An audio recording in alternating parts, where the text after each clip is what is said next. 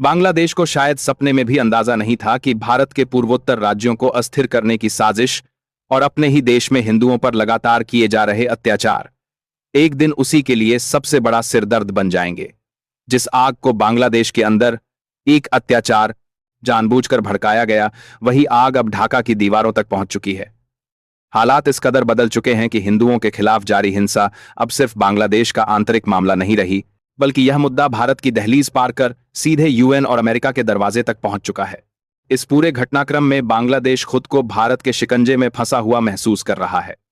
भारत की तरफ से जिस बड़े एक्शन की खबर सामने आई है, उसने बांग्लादेश ही नहीं, पूरी राजधानी ढाका को हिलाकर रख दिया है। जिन सड़कों पर कुछ दिन पहले तक जिहादी नारे गूंज रहे थे, जहां हिंदू माइनॉरिटी को खुलेआम निशाना बनाया जा रहा था, उन्हीं इलाकों में अब सन्नाटा पसरा हुआ है। बांग्लादेश को लगता रहा कि भारत सिर्फ चेतावनियां दे रहा है, कि भारत सिर्फ नॉर्थ ईस्ट को लेकर दबाव बनाने की राजनीति कर रहा है। लेकिन अब वही भारत मैदान में उतर चुका है और इस बार शब्द नहीं, कार्रवाई बोल रही है। जिस भारत को हल्के में लिया गया, उसी भारत ने ऐसा एक्शन लिया है जिसने पूरे खेल के नियम बदल दिए हैं। कि बांग्लादेश जल्द ही इसमें सुधार करें, अन्यथा भारत इस पर बड़ा एक्शन लेने जा रहा था। लेकिन इन सभी चीजों के बीच बांग्लादेश की स्थितियां सुधरने का नाम नहीं ले रही थीं और इस वक्त भारत के ऊपर तात्कालिक रूप से बीएसएफ जवान को अगवा किए जाने की घटना सबसे बड़ा कारण बनते हुए भारत की तरफ से एक दो नहीं बल्कि बांग्लादेश के 7 ठिकानों पर अब इस वक्त सेना कूच कर चुकी है और सेना बांग्लादेश में इस वक्त घुस चुकी है।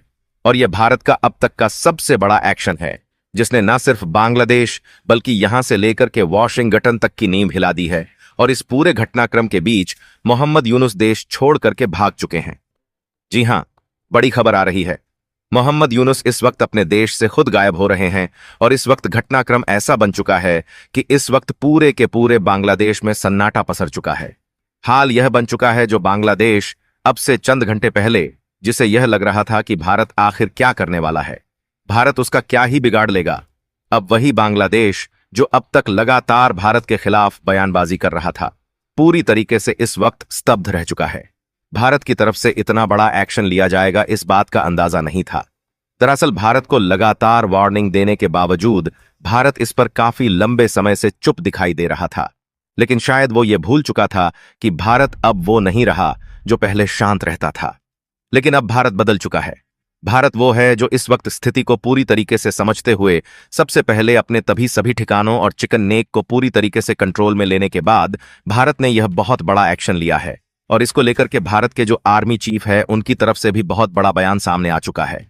आर्मी चीफ ने बयान देते हुए कहा है कि बांग्लादेश को यह जो किया था वो नहीं करना चाहिए था। पहला तो भारतीय दूतावास को निशाना बनाना सबसे बड़ी भारतीय संप्रभुता पर हमला था। भारत के पास इकलौता यही सबसे बड़ा रीजन था कि भारत बांग्लादेश पर बड़ा एक्शन ले सकता था।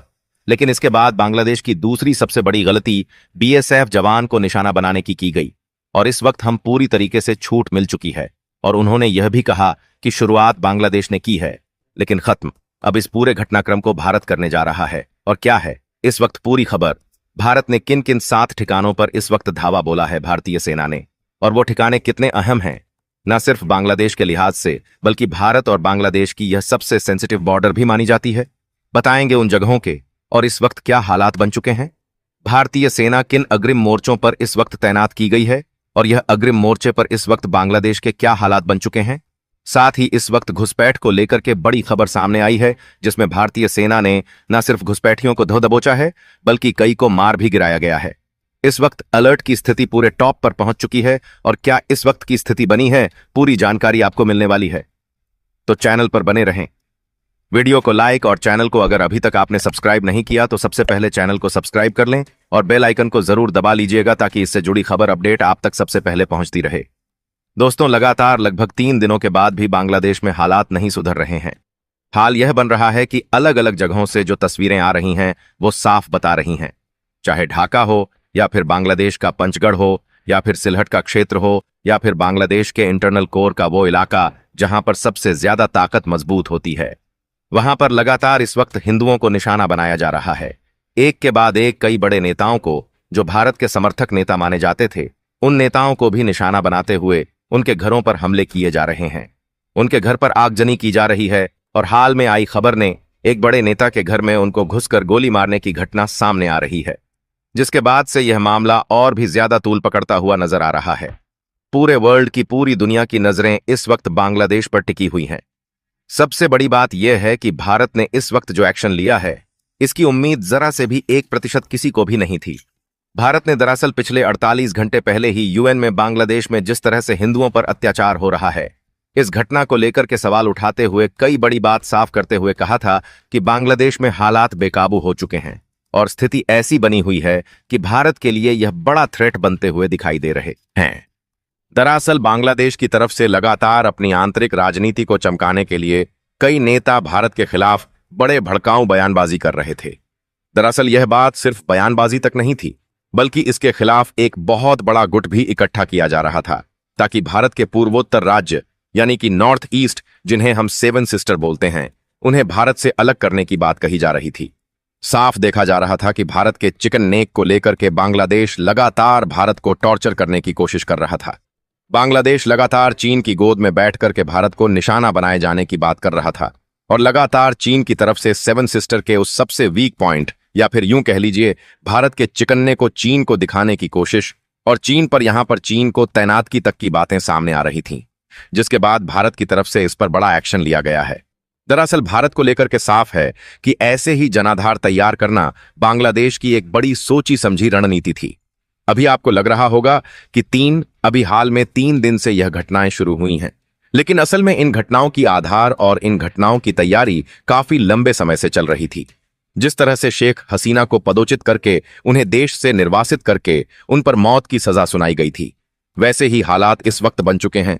और इस वक्त पूरे घटनाक्रम के बीच मोहम्मद यूनुस की सरकार इस वक्त के हालात को संभालने में बिल्कुल फेल साबित हो चुकी है और इसीलिए इस वक्त ऐसी स्थिति बन चुकी है।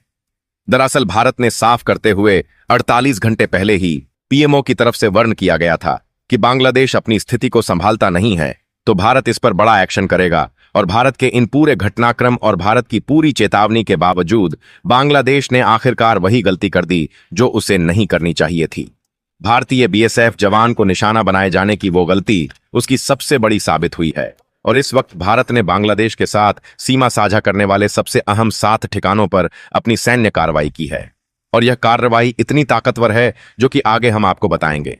लेकिन सबसे पहले जान लीजिए कि वो किन किन जगह हैं, कौन से बसवात जगह हैं। जो सबसे अहम यह पॉइंट है जहां पर इस वक्त भारतीय सेना का जबरदस्त जो अटैक है, जो भारतीय सेना की कार्रवाई है, वो हुई है।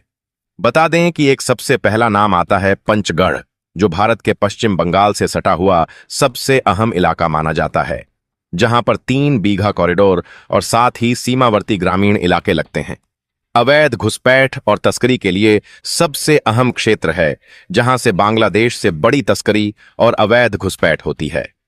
भारतीय सेना ने इस जगह पर ठिकाने पर एक्शन लिया है और भारत का यह सबसे संवेदनशील माना जाता है 3 बीघा कॉरिडोर। अगर कहा जाए तो वास्तव में यह 3 बीघा कॉरिडोर वो क्षेत्र है जहां पर से यह कहा जाता है कि भारत का यह हिस्सा है और इस पर बांग्लादेश अवैध रूप से कब्जा कर रखा है। और इसी 3 बीघा कॉरिडोर को लेकर के इस वक्त सबसे बड़ी अहम खबर है, यह पंचगढ़ का इलाका है और यहां पर इस वक्त सेना का बहुत बड़ा एक्शन हुआ है। वहीं दूसरी जगह अगर बता दें तो आपको दिनाजपुर है, जो भारत से सटा पश्चिम बंगाल का सबसे संवेदनशील बॉर्डर एरिया माना जाता है, जहां हिली बॉर्डर है, यानी कि पहाड़ी क्षेत्र से सटा हुआ भारत और बांग्लादेश के बीच में यह बॉर्डर रखता है और कृषि भूमि से लगे खुले बॉर्डर यहां पर मौजूद हैं और इसीलिए यहां से भी घुसपैठ की बड़ी संभावना होती है और बांग्लादेश यहां पर लगातार अपनी तरफ से सैन्य जखीरे को बढ़ाने की कोशिश कर रहा था।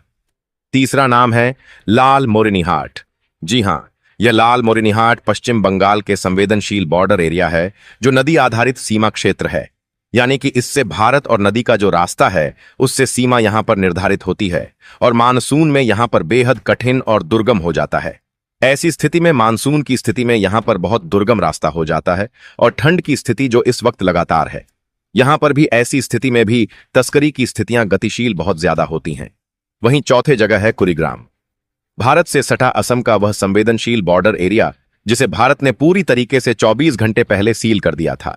ब्रह्मपुत्र नदी के किनारे के इलाका से यह 4 नदीय क्षेत्र बनता है और अवैध आवागमन के लिए इसे सबसे ज्यादा बांग्लादेश से इस्तेमाल किया जा रहा था और इस वक्त भारतीय सेना ने इसी ठिकाने को लेकर के सबसे बड़ा अपना एक्शन लिया है। और अगला नाम है सिलहट का, जिसका नाम आपने कई बार सुना होगा। कई बार बांग्लादेश के साथ झड़प को लेकर के जब खबर आती है या फिर कोई तनाव को लेकर के खबर आती है तो सिलहट का नाम जरूर आता है। यह असम और मेघालय से संवेदनशील बॉर्डर है जो बांग्लादेश से सीमा साझा करता है।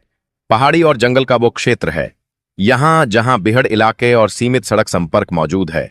अगर कहा जाए तो यहां से सबसे ज्यादा बांग्लादेश की तरफ से गैर कानूनी मूवमेंट को और आशंका वाले क्षेत्र कहे जाते हैं। वहीं घाघ खागद्दा छड्डी यह एक और स्थान है जो कि त्रिपुरा से संवेदनशील है और यह त्रिपुरा से बॉर्डर साझा करता है बांग्लादेश के साथ, जहां पर चिट्टोगोंग हिल ट्रैकर्स का यह सबसे बड़ा हिस्सा माना जाता है और घने घने जंगल और पहाड़ों से होता हुआ यह रास्ता सबसे ज्यादा जाना जाता है अस्थिरता और ऐतिहासिक रूप से अस्थिरता संवेदनशील के लिए। और वहीं है 7वीं जगह का नाम है सातखीरा। जी हां, यह पश्चिम बंगाल से सटा हुआ संवेदनशील बॉर्डर एरिया है जो सुंदरवन डेल्टा से सटा हुआ माना जाता है और नदी और मैंग्रोव साथ ही समुद्री तस्करी और अवैध गतिविधियों के लिए बांग्लादेश की तरफ से इस जगह इस पूरे के पूरे रूट का इस्तेमाल किया जाता है। और इन सभी 7 जगहों पर इस वक्त भारत की तरफ से बहुत तगड़ा एक्शन लिया गया है। इन सभी जगहों पर भारत ने तकरीबन लाखों की तादाद में अपनी स्पेशल फोर्सेस के साथ सेना को उतारा है। यहां पर टैंक रेजिमेंट को भारत ने उतार दिया है और यहां पर टैंक रेजिमेंट के साथ साथ भारत ने कंप्लीट बॉर्डर को भी सील किया है। आपको बता दें कि बांग्लादेश की ज्योग्राफिक लोकेशन कुछ ऐसी है कि वो 3 तरफ से बांग्लादेश भारत से ही घिरता है और अगर देखा जाए तो इसका जो लैंड एरिया है वो चौतरफा भारत से घिरा होने के कारण यहां पर सबसे दुर्गम माना जाता है कि यानी कि बांग्लादेश ऐसी स्थिति में है जहां पर वह किसी दूसरे देश से मदद भी नहीं ले सकता है। लेकिन चौंकाने वाली बात यह है कि भारत ने इन 7 जगहों पर एक्शन लेने से पहले ही बंगाल की खाड़ी में अपनी सबसे ताकतवर नौसेना उतार रखी है। दरअसल आपको बता दें कि बंगाल की खाड़ी से इस वक्त बांग्लादेश को घेर लिया गया, यानी कि बांग्लादेश इस वक्त चौतरफा भारत से घिर चुका है। भारत ने न सिर्फ इसकी चौतरफा बॉर्डर सील की है बल्कि पानी के रास्ते से भी आवागमन को ठप कर दिया है। भारत ने सबसे बड़ी सप्लाई चेन को भी कट कर दिया है। बांग्लादेश में अब हालातों को भारत बहुत तेजी से निगरानी कर रहा है। न सिर्फ भारत निगरानी कर रहा है बल्कि भारतीय स्पेशल फोर्सेस इस वक्त बॉर्डर एरिया के इन 7 ठिकानों पर अपना सबसे बड़ा एक्शन की है। भारत का यह कहना है कि बांग्लादेश एत को भारत को लेकर के अपने देश के अंदर कुछ भी होता भारत को उससे कोई बड़ा मतलब नहीं था, लेकिन बांग्लादेश ने सीधे सीधे भारत की संप्रभुता को चुनौती दी है। एक तो भारतीय दूतावास पर और फिर भारतीय सीमा पर तैनात भारतीय बीएसएफ जवान को निशाना बनाया जाने की गलती। और इस वक्त बड़ी खबर आ रही है, भारत ने अपने बॉर्डर से लगे हुए बांग्लादेश के इस पूरे क्षेत्र में कई घुसपैठियों को भी दबोचा है और कई को मार भी गिराया गया है। यानी कि भारत ने जीरो टॉलरेंस इस वक्त शुरू कर दिया है। भारत ने साफ किया है कि टॉलरेंस की नीति बिल्कुल से खत्म की जा रही है और भारत इस वक्त हाई अलर्ट पर है। भारत ने अपने कई एयरबेस को इस वक्त एक्टिवेट किया है नॉर्थ ईस्ट में।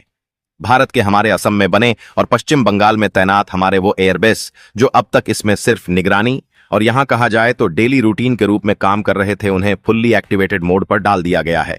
भारतीय एयरफोर्स के लगातार फाइटर जेट इस वक्त निगरानी कर रहे हैं, न सिर्फ सीमा का बल्कि आंतरिक स्थितियों का भी तत्काल रूप से पर्याप्त जायजा लिया जा रहा है।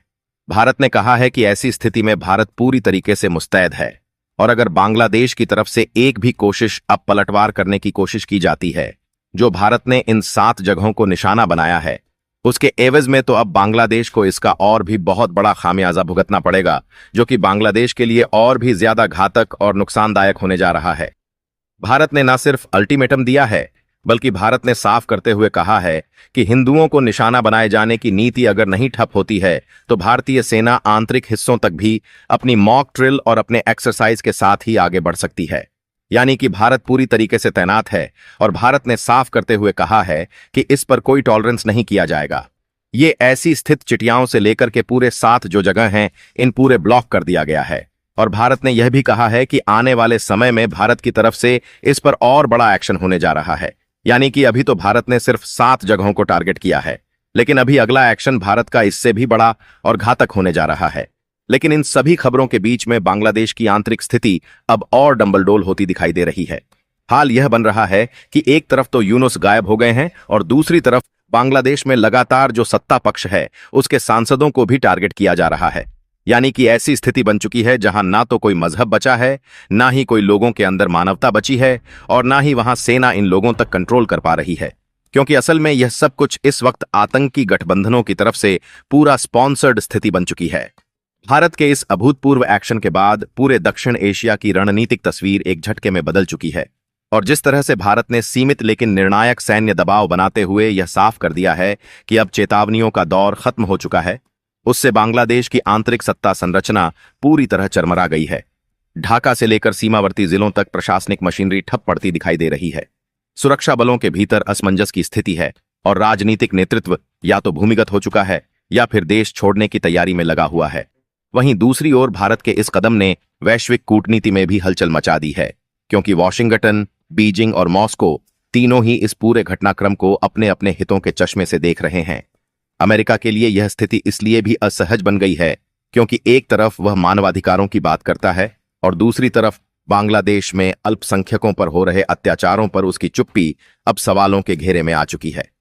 भारत ने जिस तरह से संयुक्त राष्ट्र में पहले ही यह मुद्दा उठाया था और अब जमीनी स्तर पर कार्रवाई करके यह संदेश दिया है कि कागजी बयानों से आगे बढ़कर अब वास्तविक कदम उठाए जाएंगे, उससे अंतर्राष्ट्रीय मंच पर भारत की स्थिति एक निर्णायक शक्ति के रूप में उभर रही है।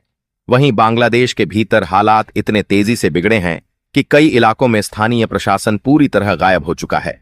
पुलिस थानों पर हमले, हथियारों की लूट और भीड़ की हिंसा ने स्थिति को और भयावह बना दिया है। हिंदू बहुल इलाकों में डर का माहौल इतना गहरा हो चुका है कि हजारों परिवार अपने घर छोड़ने को मजबूर हो गए हैं और सीमाओं की ओर पलायन की कोशिश कर रहे हैं। लेकिन भारत की तरफ से बॉर्डर सील किए जाने के बाद वे फंसे हुए हैं।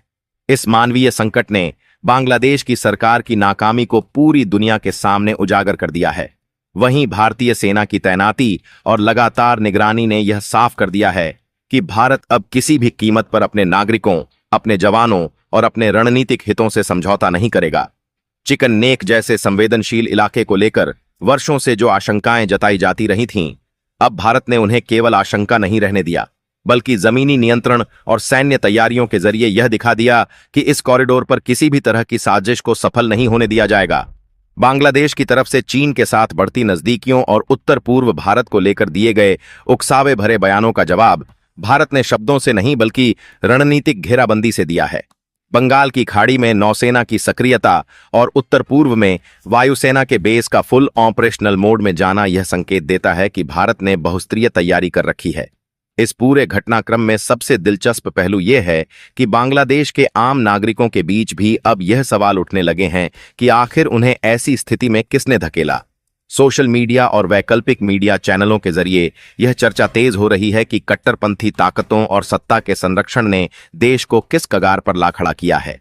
वहीं दूसरी तरफ भारत के भीतर जनमत इस कार्रवाई के पक्ष में मजबूती से खड़ा दिखाई दे रहा है, क्योंकि लंबे समय से सीमा पार से घुसपैठ, तस्करी और उकसावे की घटनाओं ने आम लोगों के मन में यह भावना भर दी थी कि अब केवल सख्त कदम ही समाधान है। भारतीय सेना के शीर्ष अधिकारियों के बयानों से यह भी साफ हो रहा है कि यह कार्रवाई केवल प्रतिशोध नहीं बल्कि एक व्यापक रणनीति का हिस्सा है, जिसका उद्देश्य सीमावर्ती इलाकों में स्थायी स्थिरता स्थापित करना है। इस बीच बांग्लादेश की अर्थव्यवस्था पर भी इसका असर दिखने लगा है। व्यापार मार्गों के बाधित होने, बंदरगाहों पर गतिविधियों के धीमे पड़ने और विदेशी निवेशकों की चिंता ने आर्थिक दबाव को और बढ़ा दिया है। कपड़ा उद्योग से लेकर खाद्यान्न आपूर्ति तक हर क्षेत्र में अनिश्चितता फैल चुकी है। भारत ने भले ही सीधे तौर पर आर्थिक प्रतिबंधों की घोषणा न की हो, लेकिन जमीनी हालात खुद ही बांग्लादेश को आर्थिक संकट की ओर धकेल रहे हैं। इन सबके बीच अंतर्राष्ट्रीय मीडिया में भी नैरेटिव बदलता दिखाई दे रहा है।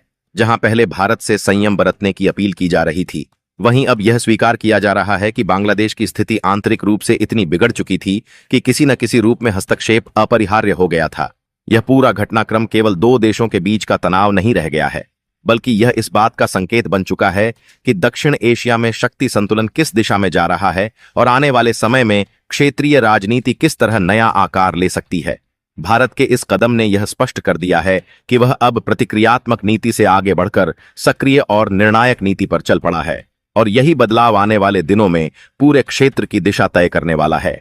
दूसरे भाग में घटनाक्रम और भी तेजी से आगे बढ़ता दिखाई देता है, क्योंकि भारत के पहले एक्शन के बाद बांग्लादेश के भीतर जो हालात बने हैं वे पूरी तरह से नियंत्रण से बाहर होते जा रहे हैं, और यह स्थिति अब केवल सीमा तक सीमित नहीं रह गई है, बल्कि ढाका से लेकर छोटे कस्बों और गांवों तक डर, अफरा तफरी और अनिश्चितता का माहौल फैल चुका है।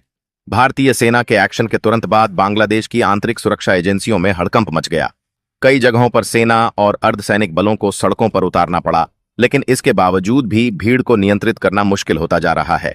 खासकर उन इलाकों में जहां हिंदू अल्पसंख्यकों की आबादी अधिक है, वहां से लगातार हमलों, आगजनी और लूटपाट की खबरें सामने आ रही हैं।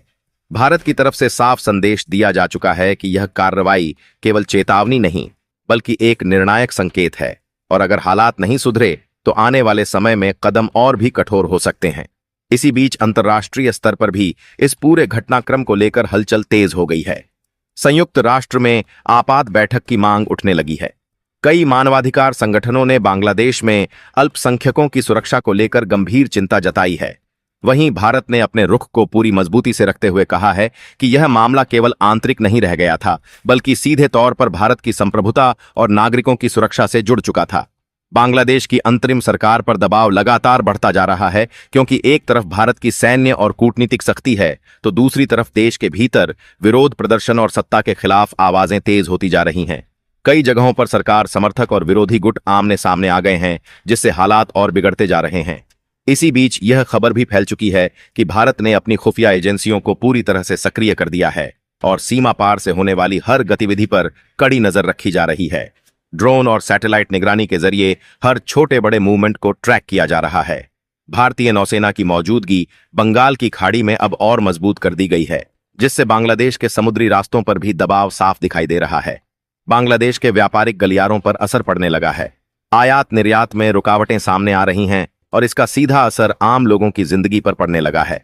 पेट्रोल, खाने पीने की चीजें और रोजमर्रा का सामान महंगा होने लगा है, जिससे जनता में सरकार के प्रति गुस्सा और बढ़ रहा है। भारत ने स्पष्ट कर दिया है कि जब तक दूतावास पर हमले और बीएसएफ जवान से जुड़ी घटना पर ठोस कार्रवाई नहीं होती, तब तक किसी भी तरह की नरमी नहीं दिखाई जाएगी। इस बीच यह भी सामने आ रहा है कि बांग्लादेश के कई सैन्य अधिकारी अंदर खाने हालात से नाखुश हैं और सरकार के फैसलों पर सवाल उठा रहे हैं। कुछ रिपोर्ट्स में यह भी दावा किया जा रहा है कि सेना के भीतर मतभेद उभरने लगे हैं, जिससे स्थिति और अस्थिर हो सकती है। भारत की रणनीति अब केवल सैन्य दबाव तक सीमित नहीं है, बल्कि कूटनीतिक मोर्चे पर भी पूरी ताकत झोंकी जा चुकी है। पड़ोसी देशों और बड़े वैश्विक खिलाड़ियों से लगातार बातचीत की जा रही है, ताकि बांग्लादेश पर अंतर्राष्ट्रीय दबाव बनाया जा सके। वहीं दूसरी तरफ भारत के भीतर इस एक्शन को लेकर जनता में जबरदस्त समर्थन देखने को मिल रहा है। सोशल मीडिया से लेकर सड़कों तक लोग सरकार के इस रुख की सराहना कर रहे हैं और यह संदेश दिया जा रहा है कि भारत अब किसी भी कीमत पर अपने नागरिकों और हितों के साथ समझौता नहीं करेगा। बांग्लादेश के अंदर डर का माहौल इस कदर बन चुका है कि कई सीमावर्ती इलाकों से लोग पलायन की कोशिश कर रहे हैं, लेकिन कड़ी निगरानी के चलते यह आसान नहीं रह गया है। भारतीय सीमा पर सुरक्षा और सख्त कर दी गई है, ताकि किसी भी तरह की अवैध घुसपैठ को रोका जा सके। दूसरी ओर यह भी चर्चा तेज हो गई है कि अगर हालात ऐसे ही बने रहे तो बांग्लादेश की राजनीतिक संरचना में बड़े बदलाव देखने को मिल सकते हैं। अंतरिम सरकार की वैधता पर सवाल उठने लगे हैं और विपक्षी गुट इस मौके को भुनाने की कोशिश में जुट गए हैं। भारत की तरफ से यह भी संकेत दिया गया है कि जरूरत पड़ने पर मानवीय आधार पर कदम उठाए जा सकते हैं, लेकिन उसकी पहली शर्त यही होगी कि अल्पसंख्यकों पर हिंसा पूरी तरह से बंद हो और दोषियों पर सख्त कार्रवाई हो। कुल मिलाकर दूसरे भाग में स्थिति एक ऐसे मोड़ पर पहुंचती दिखाई देती है जहां बांग्लादेश के पास विकल्प बेहद सीमित रह गए हैं और हर गुजरते घंटे के साथ दबाव और बढ़ता जा रहा है। यह साफ हो चुका है कि यह केवल सीमा पर हुआ एक सैन्य एक्शन नहीं है, बल्कि एक बड़े क्षेत्रीय संतुलन को बदलने वाली घटना बनती जा रही है, जिसके परिणाम आने वाले समय में और भी दूरगामी हो सकते हैं। भारत की इस निर्णायक सैन्य कार्रवाई के बाद तीसरे चरण में हालात जिस दिशा में बढ़ते दिखाई दिए, उसने पूरे दक्षिण एशिया की राजनीति और सुरक्षा संतुलन को हिलाकर रख दिया।